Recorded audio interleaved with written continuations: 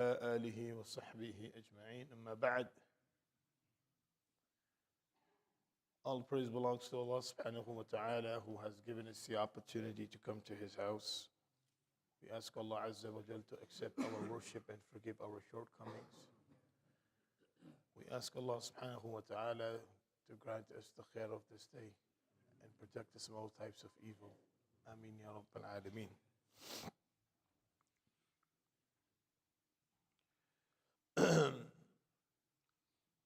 Allah subhanahu wa ta'ala has created this insan, human being,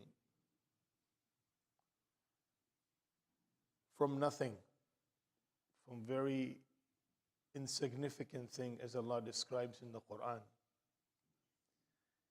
And throughout the lesson that this human being has been given, that always remember your origins, where you develop from, where you get out from. And Allah subhanahu wa ta'ala mentions in the Quran, هَلْ أَتَى عَلَى الْإِنسَانِ حِينٌ مِّنَ الدَّهْرِ.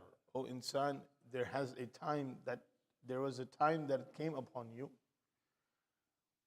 that you were nothing, you were not even described, you were not even mentioned. And this phrase in the Quran that Allah Azza wa Jal uses in this ayah, it is a reminder for a human being in every aspect of his life.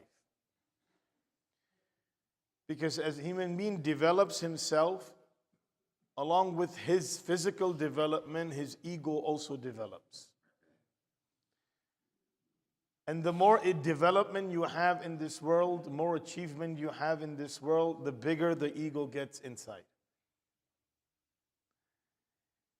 So that physical development, spiritual development is praiseworthy, but the development of ego is something that is blameworthy. And that's why Allah subhanahu wa ta'ala commands to Rasulullah sallallahu alayhi wa sallam, وَاخْفِضْ جَنَاحَكَ لِمَنِ اتَّبَعَكَ مِنَ الْمُؤْمِنِينَ. That, O Muhammad sallallahu alayhi wa sallam, lower your shoulders for the believers.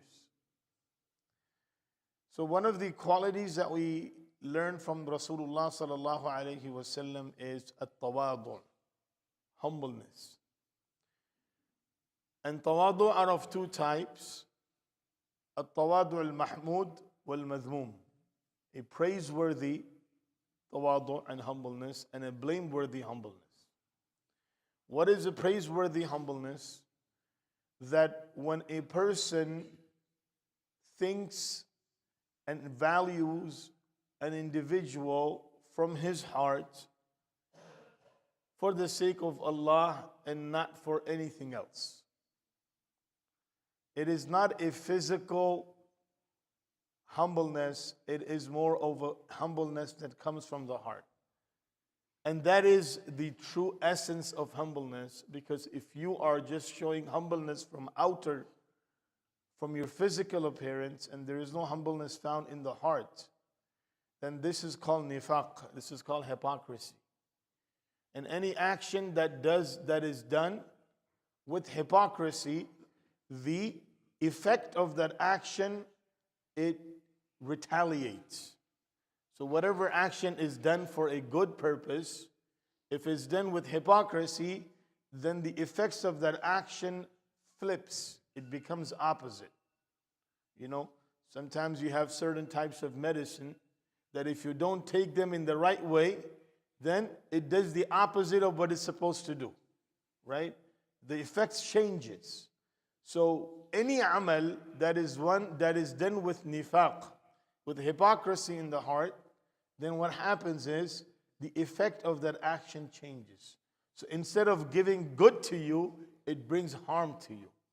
Instead of changing you, it makes you worse.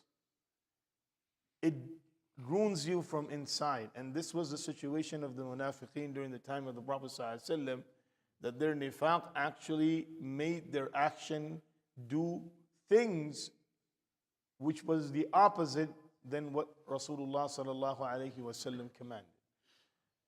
So the first type of humbleness is to show humbleness for the sake of Allah, and al-madhmum is the one that you show outer humbleness and not the inner humbleness. Now, what does this action requires from a believer? Allah's Rasul sallallahu alayhi wasallam said, "Man tawada'a lillahi rafa'ahu Allah." That whoever shows humbleness, Allah Azza wa Jal elevates him. Now, the elevation of Allah subhanahu wa ta'ala happens in two different ways. The first and foremost, Allah Azza wa Jal puts the greatness of that individual who is showing a genuine humbleness in the hearts of people.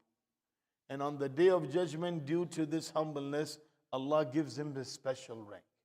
So this is something, and this was the first thing that was lacking, and a sin that is opposite to humbleness is kibr, and shaitan was the one who actually committed that first sin, that he did not show humbleness towards the hukum of Allah. Now, when it comes to humbleness, a person needs to be showing humbleness in every aspect of his life, right? It is not only confined to a certain things or certain ways. Remember, there is a difference between being humble and being weak. Weakness is something that is not recommended. Weakness is something that you're not doing it because you have fear. You have fear of someone. You have fear of something. And humble is you're doing it for the sake of Allah subhanahu wa ta'ala, not having to have any gain or fear or any type of harm associated with the creation of Allah. So the person who does wrong to you, you still be humble to him. A person who is not humble to you, you still be humble to him. And this act is evaluated by Allah subhanahu wa ta'ala. Sometimes we sugarcoat and we want to do things for people so people can call us that.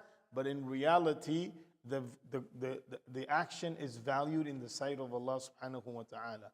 We ask Allah Azza wa Jal to grant us the true understanding and the ability to inculcate this quality inside us. Ameen ya Rabbal Alameen. Subhanallah wa bihamdihi. Subhanakallahumma wa bihamdik. Wa nashhadu an la ilaha illa anta nastaghfiruka wa natubu ilayk.